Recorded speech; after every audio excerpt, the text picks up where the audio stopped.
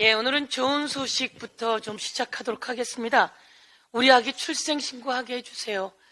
출생률을 높이기 위해 나라가 많이 애를 썼지만 대한민국의 출생률은 0.78, 20년 전에 반토막이 났습니다. 그런데 말이죠, 대한민국에는 가족관계법에 의해서 혼인한 부모는 출생신고를 할 수 있습니다. 근데 혼인하지 않은 혼외자의 경우에는 모만 출생신고를 할 수 있습니다. 그래서 대한민국에는 아이들이 태어났는데 엄마가 아이를 놓고 떠나버리면 아이들이 출생신고를 할 수가 없습니다. 그래서 아이는 유령아기로 존재하고 있죠. 이런 아기가 약 10년 전만 해도 10만 명이 된다고 했습니다. 대한민국 1년 출생아가 25만 명이라고 하는데 이런 아이가 10만 명이나 있다고 했습니다. 그래서 그동안 여러 번의 가족관계 등록법을 바꿔왔는데요. 그래도 문제가 있었습니다. 그래서 이것을 헌법소원 냈습니다. 그 아이의 아버지가. 그래서 헌재에서 출생한 아기는 모두 다 출생신고되어야 한다. 이것이 아이의 기본권이다. 라고 이번 23일 날 결정을 해 주었습니다. 이제 이것을 대한민국 국회에서 법안을 바꿔나가야 합니다. 이미 제출된 법안도 있고 한데 더불어민주당이 태어난 아기의 기본권을 확보하기 위해서 법사위에서 이 법안을 만들어 출생신고할 수 있게 헌법재판소가 인용한 결정대로 추진해 나가겠다. 이렇게 말씀드리도록 하겠습니다. 얼마 전이었습니다. 아이가 초등학교를 못 가고 세상을 떠난 일이 있었어요. 그 아이의 사망신고에는 무명여라고 써 있었습니다. 왜? 그 아이는 출생신고를 하지 못했기 때문입니다. 이런 일들이 대한민국에 비일비재하기 때문에 이것을 고쳐나가도록 헌법소원이 받아들여졌고 이것을 추진해 나가도록 하겠다. 이렇게 말씀드리겠습니다. 두 번째 말씀드리겠습니다. 윤석열 대통령은 대한민국 대통령이 맞습니까? 이런 이야기 많이 합니다. 지역을 다니고 전국을 다니면 국민들이 이야기합니다. 제발 밖에 나가지 말라 그래요. 그리고 나가면 제발 똑바로 하라 그래요. 라고 이야기를 합니다. 국민들의 말씀을 제대로 경청하라. 이렇게 요구하겠습니다.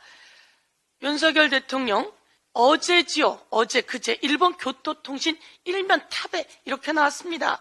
윤석열 대통령이 스가 정 총리에게 시간이 걸리더라도 오염수 방류 관련해서는 한국 국민의 이해를 구하겠다. 이렇게 이야기했다고 교토통신 일면 탑에 나왔다고 합니다.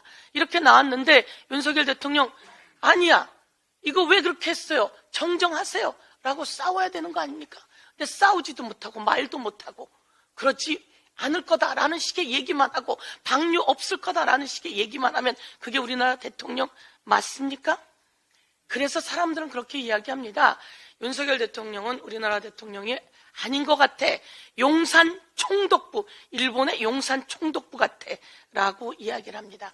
여기서 제가 윤석열 대통령의 헌법 위반을 말씀드려 보도록 하겠습니다. 대한민국 헌법 가치에는 삼권 분립의 가치가 있습니다.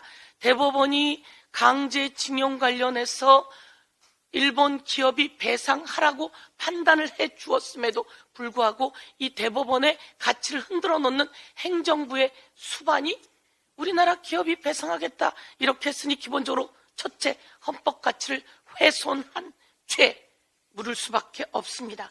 두 번째 헌법 제10조에는 기본적인 인권 보장을 위한 국가의 의무, 인권 보장을 해야 된다. 이렇게 되어 있습니다, 대통령은.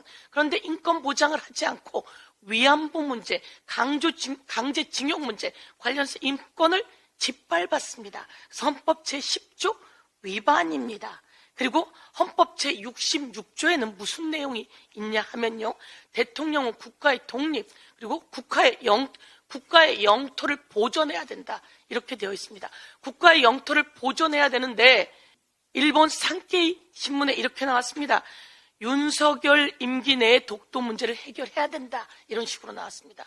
독도 문제 이러다가 다케시마 날 이야기하면서 저쪽이 요구하니까 독도까지 내주게 생겼다. 이런 상황 아닙니까? 윤석열 대통령이 일본 대사 대리를 초치했더니 일본 대사 대리가 떵떵거리며 대한민국 땅에서 이렇게 얘기했습니다.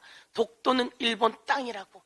이런데 아무 말 못하는 용산 총독부 국민께 낱낱이 고발하도록 네, 그렇게 말씀드리고, 이에 대해서 아무 말 못하고 이것만 두둔하는 용산 출장소 같은 국민의힘도 비판하겠습니다. 이상입니다.